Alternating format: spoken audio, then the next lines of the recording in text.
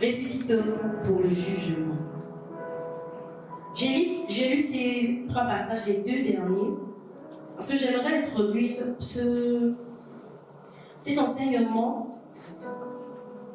par le jugement. Ici, la Bible dit que celui qui écoute la parole de Dieu et qui croit, c'est Jésus qui parle.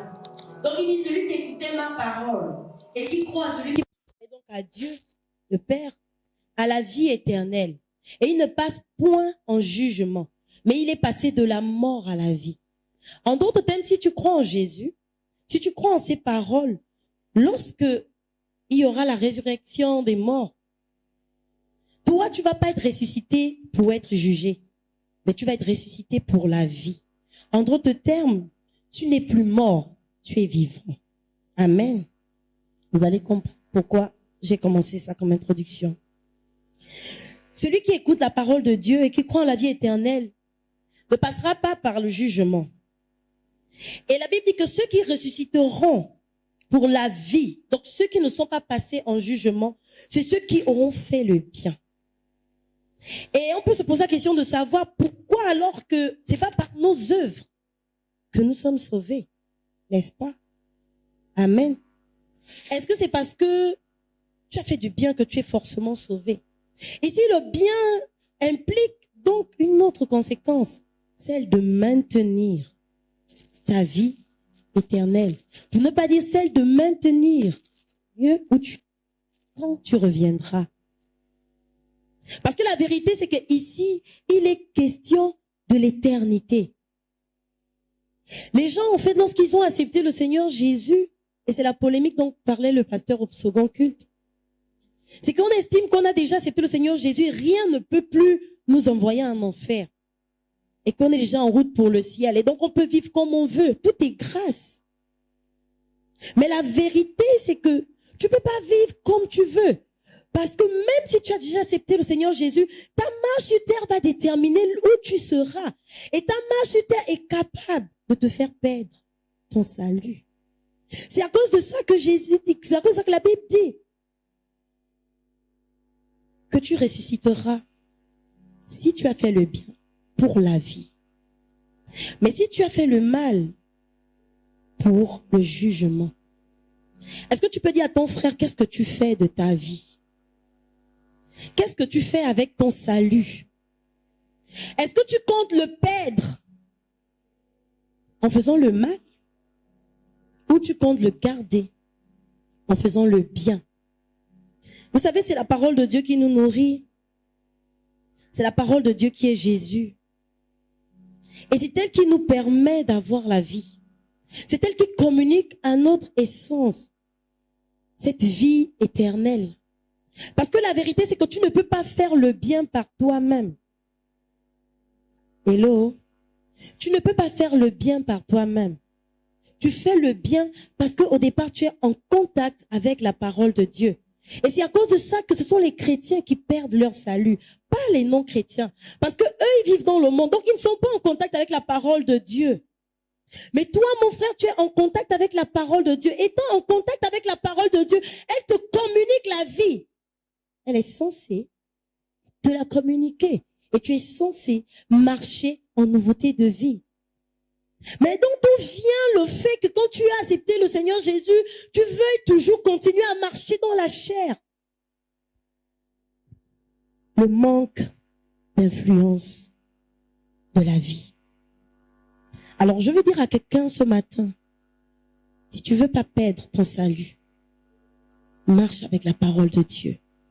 Marche avec la parole de Dieu. Ne choisis pas les versets qui t'encouragent et les versets qui te disent ne fais pas, tu les mets de côté, tu les ignores. Il y a certaines personnes qui ne lisent pas certains livres de la Bible comme Galates, comme Romains, parce qu'ils veulent pas trop être dans l'esprit. Après ils vont dire non, je veux pas trop être SS. Non, sois SS. Super spirituel. Parce que la vérité, c'est que plus tu vas t'éloigner de la chair, plus tu vas vivre et demeurer dans ce qui te permet de marcher dans la vie, plus le bien va t'affecter. Tu peux pas vouloir marcher dans le bien et côtoyer le mal à longueur de journée. C'est le problème de beaucoup. Vous avez des mauvaises fréquentations. Vous marchez dans des mauvais endroits. Vous avez des mauvaises conversations et vous maintenez votre vie dans cet environnement alors que c'est la parole de Dieu qui est censée vous donner la vie pour vous faire du bien. C'est à cause de ça que tu ne peux pas faire ce que tu veux faire. Et c'est à cause de ça que l'apôtre Paul dit qu'il traitait durement sa chair. Lui, l'apôtre Paul, toi et moi qui nous sommes. Même Jésus sur terre se retirait pour prier. Même Jésus sur cette terre se mettait au contact de la parole de son Père. Parce que la vérité, c'est que tu ne peux pas en fait demeurer dans le bien, demeurer dans le fait de garder ta vie éternelle, demeurer dans le fait de, j'ai envie de dire, de s'émouvoir dans la présence de Dieu en étant hors de ce qu'il dit. C'est la parole de Dieu qui est la vie. Elle est la vérité. Et c'est cette parole de Dieu qui te communique à toi la vie. Tu n'es pas un super saiyan. Tu n'es pas un Avengers. Que toi, dès que tu as accepté le Seigneur, tu peux retourner dans ton ancienne vie et rien ne va se passer. Non. Si tu retournes à ce que tu as fait dans le passé, ce que tu as fait portera du fruit. Mais lequel des fruits? Je dis souvent aux gens, il y a des mauvais fruits. Il ne faut pas porter les mauvais fruits. Ne porte pas les mauvais fruits. Parce que la vérité, c'est que lorsque on grandit et qu'on accepte le Seigneur Jésus, il nous aime. Il nous pardonne, il est patient, il est plein de bonté. Il est toujours à notre écoute. Son amour est tellement grand que la Bible dit que rien ne peut nous séparer de l'amour de Jésus. La vérité, c'est qu'aucune action de ce que tu penses ne peut te séparer de l'amour de Jésus. Dieu t'aime et t'aimera toujours. Mais le souci, c'est que ce dans quoi tu demeures, c'est ce qui t'attire loin de Dieu. Et c'est à cause de ça que le pasteur disait au second culte que le péché est addictif. En fait, le péché, c'est comme une drogue. Plus tu es à l'intérieur, plus tu te mélanges à l'intérieur, plus ça prend de l'ampleur. Et plus ça va te dominer. Ça ne veut pas dire que Jésus ne t'aime pas. Non, c'est à toi de te dire, je dois quitter l'endroit qui me domine. Je dois quitter de là, mais pour quitter de là, demeure dans la parole de Dieu. Je tenais à insister là-dessus. J'entends souvent dans les entretiens, les gens venir me dire, voilà ce qu'on m'a dit, voilà, je leur dis toujours, mais Dieu dit quoi? La meilleure des prophéties sur ta vie, c'est la parole de Dieu. Si Dieu a dit, tu es une créature si merveilleuse, si Dieu a dit, les choses anciennes sont passées, tu dois croire en cela, et cette parole va porter la vie en toi, et tes choses anciennes ne viendront plus t'influencer. Ça va rester dans le passé. Mais si ta parole que tu écoutes, c'est Amina, c'est des livres, bon, moi je ne sais pas si ça existe encore. À mon époque, les OK Podium. Bon, aujourd'hui, c'est quoi? Les harlequins. J'ai envie de te dire, nourris-toi. Oui, moi à mon époque, c'était OK Podium. Harlequins, je pense à mon époque.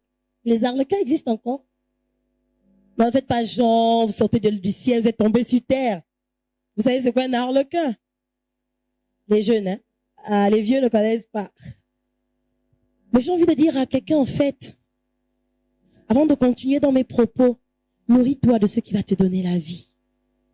Nourris-toi de ce qui va donner la vie à tes sens.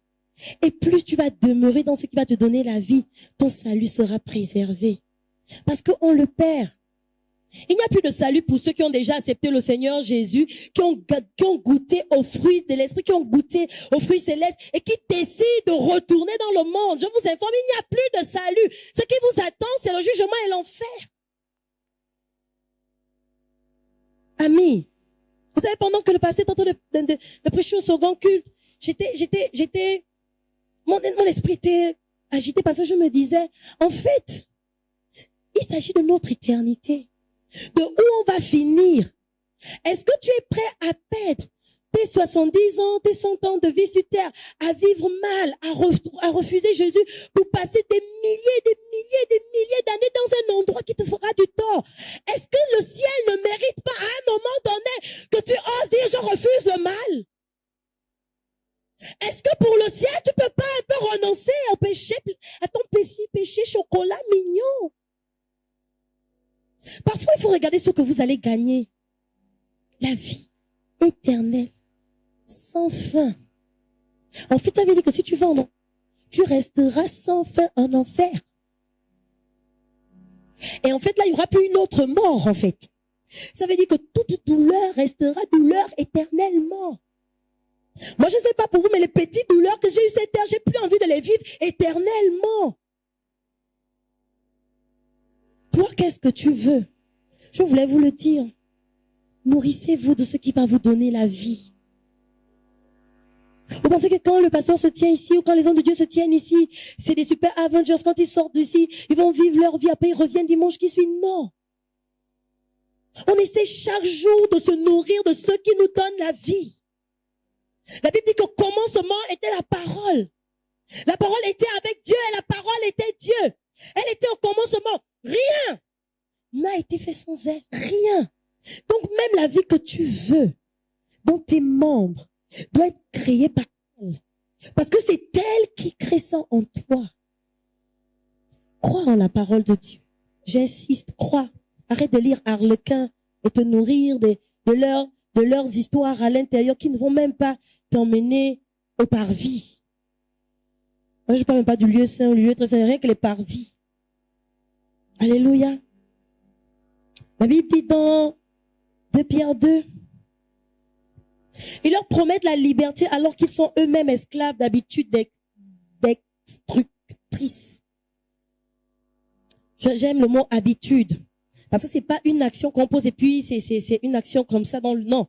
Habitude, ça veut dire que tu as pris, je cherche le mot, tu as pris, j'ai pas envie de dire l'habitude, mais c'est ça l'habitude en fait. C'est de répéter des actions et ces actions font partie de toi. Je prends un exemple, il y a des gens qui doivent, permettez-moi, je me le permets, mais il y a des gens, exemple, qui doivent reprendre des habitudes d'hygiène, exemple. Ça veut dire qu'ils sont tellement habitués à ne pas aimer se laver, hein? Il faut qu'ils se réhabituent à aimer se laver. Il y a des gens comme ça. Je prends des exemples pour qu'on comprenne.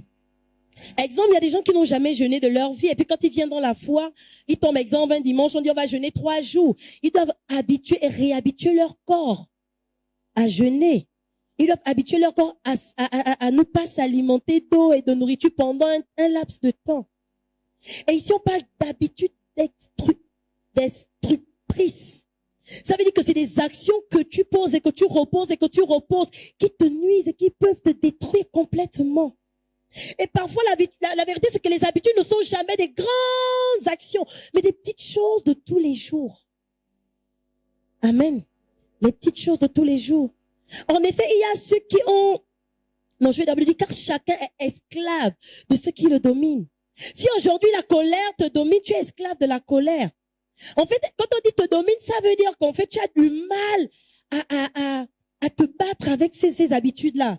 Ça veut dire que même quand tu essayes, non, en fait, ton habitude est devenue tellement une nature chez toi que tu as du mal à t'en séparer.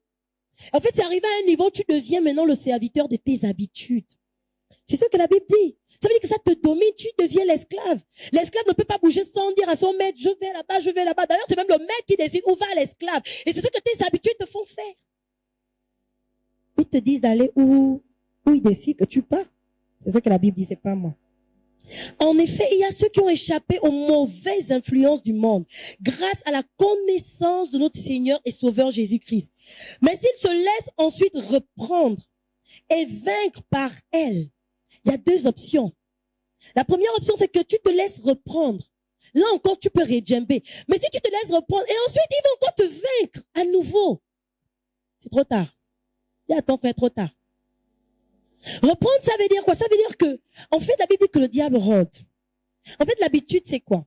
Quand tu décides, je vais prendre l'exemple des gourmands. Vous savez, chez moi, j'ai prié pour ma maison et il y a une prière que j'ai faite. J'ai dit que toutes sortes de gourmandises, des gens qui sont très gourmands, quand ils viennent chez moi, Vous pouvez demander aux jeunes, ils vont vous faire témoigner. Quand ils viennent chez moi, ils mangent pas beaucoup. Et souvent, ils disent, non, j'ai senti que mon ventre était déjà... En fait, j'ai fait une prière. Point d'excès de table dans ma maison. C'est une bonne prière. Et donc, je vais prendre cet exemple.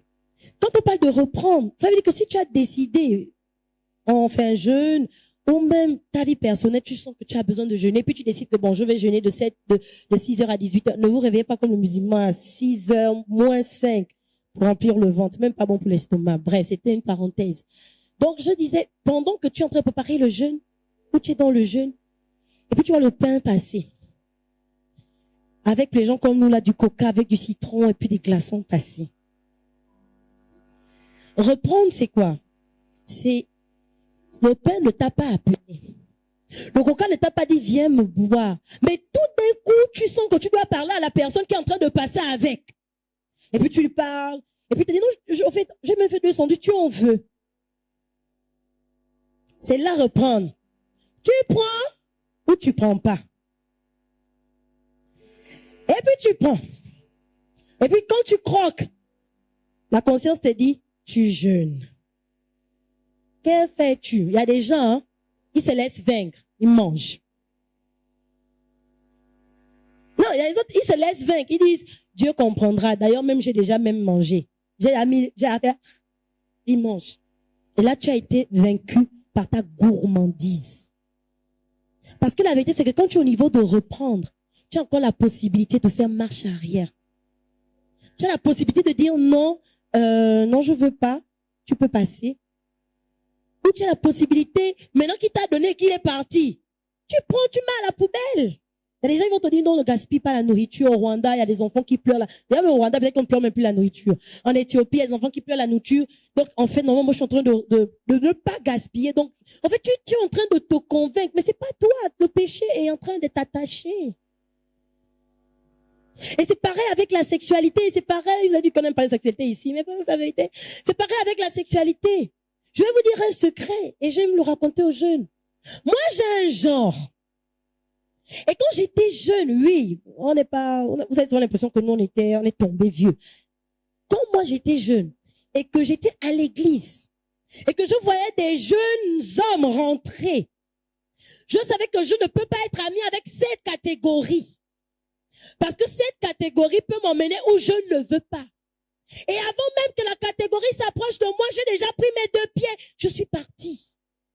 Mais vous faites quand vous flirtez avec le danger. Et vous pensez être Avengers. Vous flirtez avec le péché. La sœur t'écrit à 24 heures. Dis à la sœur, tu peux pas m'écrire à 24 heures pour me dire coucou. Parce que la vérité, c'est que le péché, tu tombes pas dessus tout d'un coup. Tu nourris d'abord une atmosphère. Tu nourris d'abord des présences. Pas des présences démoniaques, des présences de ta propre convoitise. Tu nourris d'abord un système de pensée. Après, la conséquence du ventre, ce n'est juste que, en fait, c'est juste les habitudes que, en fait, peut-être que Dieu a même voulu t'exposer avec le ventre. Parce que à chaque fois tu tombes, tu demandes pardon, tu tombes et tu redemandes et tu tombes et tu redemandes. Ne te laisse pas vaincre. Reprends-toi. Ne te laisse pas vaincre. Dis à ton frère, ne te laisse pas vaincre. C'est possible de résister. Pour la petite histoire, il y avait un frère à l'époque. Il avait les yeux très gris, des bruns, grande taille. Et il accepte le Seigneur Jésus où nous on est. Et moi, je suis collaboratrice au suivi. Et donc, je suis censée m'occuper des nouveaux. Et pendant qu'il est assis, quand je me suis m'occuper des nouveaux, il a déboutonné sa chemise quelque part ici. Je ne sais pas si c'est pour un Mexicain. Et puis, il s'est converti. Aujourd'hui, il est responsable, ne vous inquiétez pas. Mais à cette période, il était nouveau converti. Moi, je suis la collaboratrice qui enseigne sur la nouvelle naissance. Et puis, la première chose que j'ai faite, c'est j'ai dit, monsieur, veuillez vous rhabiller. Je ne vais pas faire semblant. Il n'était pas vilain. Pourquoi je vais faire semblant de dire qu'il me dérange quand il est déboutonné? J'ai clairement dit, rhabillez-vous. Oh, excusez-moi. Oui, j'ai dit oui, à l'église, on ne monte pas sa poitrine et c'est établi, je crois, on ne monte pas ça. Et il s'est rhabillé. Et puis à la fin, il me dit, non, en fait, je sens dans mon cœur qu'il faut vraiment que vous me suiviez personnellement parce que je sens que j'ai vraiment besoin du Seigneur Jésus. J'ai dit, il n'y a pas de problème. Et puis je suis allée voir un de mes frères qui s'appelait Dorian. Et j'ai dit, tu vois, regarde là, non, il va être suivi. Suis-le. Je joue pas les super, non, je peux pas. Suis-le. Et c'est ce qu'il a dit. Non, moi je préfère quand c'est vous. Vous savez, quand je suis avec vous, vous étiez mon premier visage. Je dis, je ne serai pas le dernier visage. Voici le frère, il va te suivre. En plus, il est même plus ancien que moi dans la foi. Donc, il a plus d'expérience. Et c'est un homme. Si moi je te suis, on va parler de quoi? Quand on va parler de la sexualité. Moi, je suis une jeune fille de 14-15 ans. Déjà, toi, tu es même un adulte dans la vingtaine. Mais pendant près de 1 mois, même quand ils se sont suivis, il était sur moi. Oh non, oui, voilà, il m'a donné un verset, mais je ne comprends pas. J'ai dit, tu retournes vers le frère. Vous saviez ce que j'étais en train de faire? Me mettre des garde-fous. On laisse rentrer le loup dans la bergerie. Et petit à petit, l'oiseau fait son nido. Petit à petit, une graine est sémée, une autre graine est sémée. Et au fur et à mesure, jusqu'au jour où tu es dominé. Ami, ce qui te retient, ce qui peut aujourd'hui te faire perdre ton salut, tu peux lâcher ça. Parfois, il suffit de dire non. Je ne veux pas. Je disais souvent aux gens que si tu ne veux pas tricher à un endroit, viens, crie, je suis chrétien et je ne triche pas. Les personnes qui vont te pousser à tricher vont te protéger. Quand tu es dans une entreprise, arrêtez de vous cacher parce que quand vous vous cachez, c'est le signe des actions que vous posez dans le secret. Qu'est-ce que tu fais dans le secret? Tu te caches de ne pas dire aux gens que tu es chrétien. Non, souvent, parfois, c'est des techniques, mais Dieu nous a rendus sages. La Bible dit que résiste. Résiste au diable et il fuira loin. Résiste. Comment tu résistes? En plaçant des garde-fous autour de toi. En empêchant certaines situations d'arriver jusqu'à toi. Parfois même, il y a des choses, avant de m'annoncer de mauvaises nouvelles, je dis à Dieu, je ne veux même pas recevoir de mauvaises nouvelles. Donc quand j'arrive à un endroit, comme quoi ça criait, je fais, on se calme. Parce que la vérité, c'est que ce que tu vas entendre, ce que tu vas voir, ce que tu vas côtoyer va influencer tes actions. Tu veux sortir du péché. Arrête de côtoyer ceux qui t'emmènent dans le péché. Renonce aux amitiés destructrices. Renonce aux relations sugar daddy destructrices. Renonce. Le pasteur a pris un exemple et j'aime cet exemple parce que c'est souvent ce que les jeunes filles disent. Qui va payer mes études? Qui va faire ceci? Qui va faire cela? Je suis obligée. Depuis que mon père est mort, depuis que ma mère est morte, voilà ce que je fais. Je ne dis pas que vous n'avez pas de douleur. Ce que je suis en train de dire, c'est que Dieu t'a donné 2 bras et 2 pieds. Une intelligence capable de créer et d'avoir des retours de financement. Pour la petite histoire, j'ai appris ici au Koweït, j'ai payé ma seconde, ma première et ma terminale en vendant des madeleines. Oui. Et c'est à cause de ça que je dis souvent à certains, oh, parce que j'ai pas l'argent du taxi, oh, parce que j'ai envie de dire que qu'est-ce que tu fais? Donne-moi, je leur dis souvent, tu as combien? Si tu veux que je complète, tu as combien? La pauvreté attire le péché. Parce qu'il y a des gens qui utilisent la pauvreté comme un prétexte pour vivre dans la chair. Alors que vous êtes en train normalement de prendre plaisir et de nourrir votre chair. Et vous accusez la pauvreté. Vous accusez la pauvreté. Mais quand vous prenez 5 minutes de plaisir dans une régable, 10 minutes de plaisir dans un rapport sexuel, la pauvreté est là. Je suis désolée de vous le dire. Mais on parle d'éternité. En fait, notre salut, on le caresse, on le garde précieusement à cause de l'éternité. On ne veut pas passer l'éternité en enfer avec le diable. Nous, on veut passer l'éternité avec Jésus. C'est l'objectif, c'est notre espérance. Et ça vaut tous les sacrifices du monde. La Bible dit, si ton œil est une occasion de chute, arrache. Ça ne dit pas caresse, essaye de nous nettoyer. Arrache. De peur que cet œil-là t'emmène dans le feu de l'enfer. Amis, des amis. y a trop d'excuses pour vivre dans le péché. Donc, c'est pas bon. Je vais vous dire une vérité. Quand tu commences déjà à justifier une mauvaise action, tu es déjà dans les problèmes. Dès que tu commences à vouloir te battre avec ta conscience, tu es déjà dans les problèmes. Dès que tu commences à ressentir, même si ce n'est pas un péché visible, parce qu'il y a souvent des gens qui disent, mais c'est pas un péché. Parfois, il y a des gens qui justifient certains comportements, mais la vérité, c'est que ces comportements-là, chez toi, à la longue, deviendront des attitudes destructrices. Je vais prendre un exemple simple. Facebook, WhatsApp. Est-ce que c'est un péché, Facebook? Est-ce que WhatsApp, c'est un péché? Est-ce que converser dans les conversations WhatsApp, c'est un péché? Mais la vérité, c'est que si WhatsApp, Facebook, la connexion occupe 100% de ton temps, tu ne médites pas, tu ne pries pas, tu ne lis pas, tu penses que le diable est assis sur son dos, il attend que tu médites pour t'attaquer. Tu penses que ta chair va se soumettre à WhatsApp. Tu penses que ta chair va être nourrie de quoi?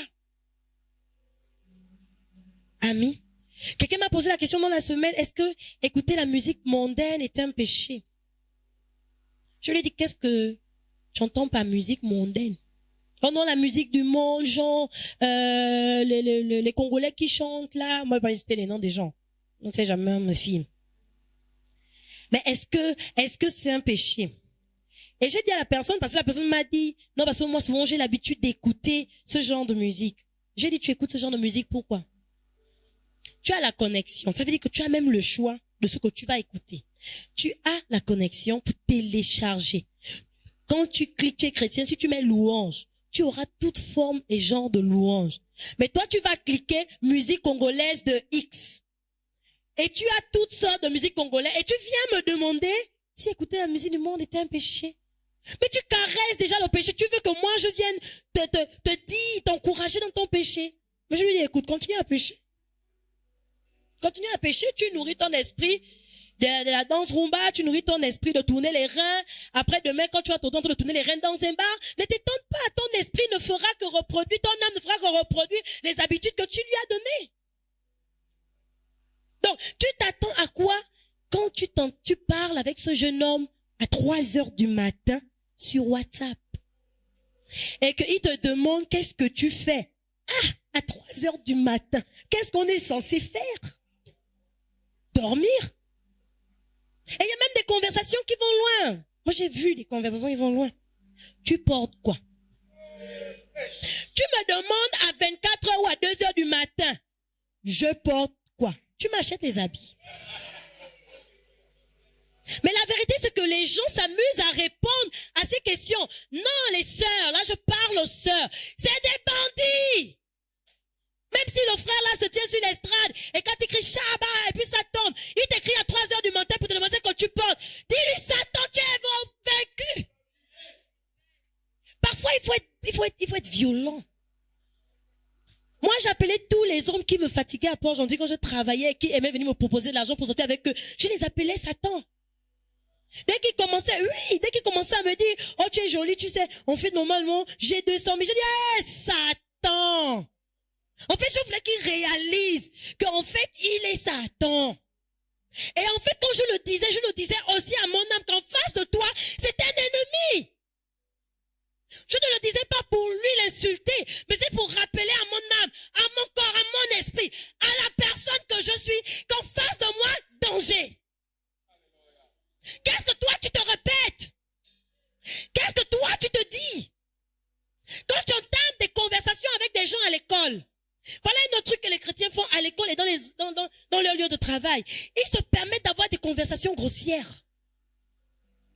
Bon, quand tu commences à parler avec quelqu'un qui te parle de zizi, de sexe, de ceci, j'ai touché à gauche, j'ai touché à droite. Mais papa, tu t'attends à quoi après? Tu te fais des images. Et après, quand tu viens t'asseoir à l'église et la chante, en train de chanter, tu imagines ces images sur la sœur. Et après, tu te réveilles, Dieu m'a dit, tu es ma femme. Péché. Convoitise, Satan. Parce que la vérité, c'est que tu ne dois même pas avoir ce genre de conversation. Tes oreilles sont faites pour écouter la sainteté, la pureté, la voix du Seigneur. On a l'habitude de dire avec mes frères, nos oreilles ne sont pas des poubelles. Ne venez pas tout verser, c'est pas ce vogue. Je vais vous donner un secret, vous qui travaillez et vous qui allez dans les écoles et tout. Quand vous arrivez à un endroit, affichez votre identité. À moins que vous êtes déjà voleur ou bandit, c'est là où vous allez vous cacher pour qu'on ne critique pas ce que vous faites. Mais la vérité, c'est que moi, quand j'arrive à un endroit, même avec mon patron, j'ai travaillé à côté d'un directeur compliqué. La première chose que je lui ai dite, c'est que je suis chrétienne. Il m'a dit, oui, je sais, je sortais avec une fille. Je vais taire le nom de l'église parce que l'église est connue. Je sortais avec une fille, elle était même, vous savez comment, chantre, hein? J'ai dit que papa, tu sortais avec une chantre. Je dis, je ne suis pas de ces calibres. Moi, je suis du calibre qu'on ne touche pas. Il m'a dit, non. Petite fille comme tu es là. J'ai dit, grande femme comme je suis là. Je suis du calibre qu'on ne touche pas. Je lui ai dit, je suis chrétienne, je suis intègre. Tout ce que vous allez me dire, monsieur, doit rester dans le strict environnement du travail. Ça ne doit pas sortir. Et je ne parle pas d'un homme qui gagne 100 000 francs par mois. Je parle d'un multimilliardaire qui pouvait changer ma vie sur le plan physique, mais m'emmenant en enfer. Il est passé par toutes les ruses possibles. Je suis son assistante personnelle. Allez, on prend le sac. On va dîner avec des directeurs. Tu te retrouves la seule femme. Et il exigeait que tu sois bien habillée. Et moi, j'aimais bien m'habiller. Et puis quand tu es là autour des directeurs, il t'expose comme une poupée. Ça, c'est mon assistante. Mon assistante. Et puis après, 2 jours après, un directeur arrive à ton bureau. Ton patron n'est pas là. Il fait quoi là? Il vient te dire, non, c'est toi que j'attendais, en fait. C'était pour te déposer à la maison. Fais Satan. Tu es vaincu. Et tous allaient dire à mon patron, ton assistant nous traite de Satan. Il disait, oui, elle est chrétienne. Il est quel genre de chrétienne? Ah, sont quoi les gens des églises de réveil? Il dit, oh, laissez, on va voir. Mais le temps est passé. Vous savez ce qui s'est passé? J'étais devenue maintenant la conseillère. J'étais maintenant devenue celle qui prie pour l'entreprise. Je n'étais plus celle qu'on voulait dégommer. Les choses se sont renversées. Et quand les hommes se rapprochaient de lui pour dire, est-ce que tu peux nous donner ton assistante? Parce que en entreprise, ça se fait. Je vous informe. Ils échangent des assistants pour coucher avec. Et toi, tu es chrétienne. Tu veux pas perdre l'emploi. Tu vas faire comment? Et ça arrivait. Ils ont un groupe WhatsApp. Je vous dis des choses que j'ai vécues. Ils ont un groupe WhatsApp et ils font des paris. Plus tu es dur, 10 millions, 2 millions, c'est des hommes ici au Gabon. Parce que pour eux, 10 millions, c'est rien. Donc, ils font des paris. Et lui, il va parier sur moi. Et il ose me dire en face, moi, je gagne l'argent sur toi parce que je sais que tu ne tomberas jamais. Non, sérieux, je vous parle de ce que j'ai vécu. Et je me suis rendu compte que si je n'avais pas veillé sur ma vie, j'aurais aussi bafoué le nom de mon Dieu. Parce que je suis partie de là-bas. J'ai eu des promotions, non pas parce que j'étais bonne à l'école, c'est faux. D'ailleurs, même quand j'ai eu des promotions, j'ai jamais fait des finances. Je me suis retrouvée taf par intégrité. C'est ce qui m'a fait sortir et ça m'a choqué. Je me suis rendu compte que même eux, ils observent. Il m'a dit, je te donne ce poste, pas parce que tu connais, tu vas apprendre avec le tas, mais parce que tu es chrétienne et intègre. Il a ajouté cette phrase. Et ça, c'est pas limité à lui. La plupart des personnes qui ont travaillé avec moi aujourd'hui sont chrétiens. Non, c'est pas parce que je voulais qu'ils deviennent chrétiens au départ, mais c'était pour me protéger. Je voulais pas que mon salut soit perdu. Je ne voulais pas vivre dans le péché parce que je suis loin de mes parents, je suis loin de mes frères. Je ne peux plus, je ne comprends pas son choix. Mais la vérité, c'est que ce ne sont que des convoitises de votre cœur, des habitudes qui sont incrues. Mais on ne les voit pas. Ça sort quand tu es tenté. Ça sort quand on te présente la mallette. Vous allez voyager. Ici, vous êtes pieuse. Ici, vous êtes la sœur. Mais quand vous arrivez dans le pays étranger, vous voyez le beau gosse là, Will Smith, tablette de chocolat. C'est lui qui te dit, il a la piscine à la maison. Papa n'est pas là, maman n'est pas là, le pasteur n'est pas là. Maman Armel qui parle beaucoup, comme disent souvent certains jeunes. Elle n'est pas là, tu vas faire quoi? Dans un pays où on compte même les Gabonais. Donc ça veut dire que même quelqu'un pour aller faire le Congo, ça. Après, sur les réseaux sociaux, on ne te voit plus. Et on te voit 2 ans plus tard en bikini sur la plage. Ton salut. En train de se faire bronzer. Et puis quand tu vas l'écrire, elle va te dire non, ici c'est la culture qui est comme ça. En fait, dans la culture-là, on se balade en bikini au soleil. Ah, parce que les chrétiens qui sont là-bas, qui eux, ils se baladent habillés, ont perdu la tête. Je nous parle, nous sommes un peu plus jeunes. On est là, la majorité est là, beaucoup, là, on n'a même pas encore atteint 40 ans. Ça veut dire qu'on est encore en train de construire nos vies et de vivre. Est-ce que tu as terminé de construire ta vie? Non. Tu ne sais pas ce que le diable te prépare. Tu ne sais pas ce qui est en train de venir vers toi. Quelle sera ton attitude pour garder ton salut intact? Pour que quand tu te tiennes devant Dieu, il te dise avec joie, bon et fidèle serviteur. Viens, viens. Moi, il va me dire, ma fille, viens, oh, Samba. Ah, elle peut pas. Hello. Mes amis, je vais terminer en lisant ceci. Celui qui vaincra sera revêtu ainsi, de vêtements blancs. Je n'effacerai point son nom du livre de vie, et je confesserai son nom devant mon Père et devant ses anges. Il vaut mieux que ce soit Jésus qui confesse ton nom, au lieu d'un homme de cette terre. Il vaut mieux que ce soit Jésus qui confesse ton nom. Refuse de perdre ton salut. Refuse que le ciel tout entier voit comment tu refuses, tu rejettes ton salut. Pour quelques billets qui vont brûler, on va même pas t'enterrer avec.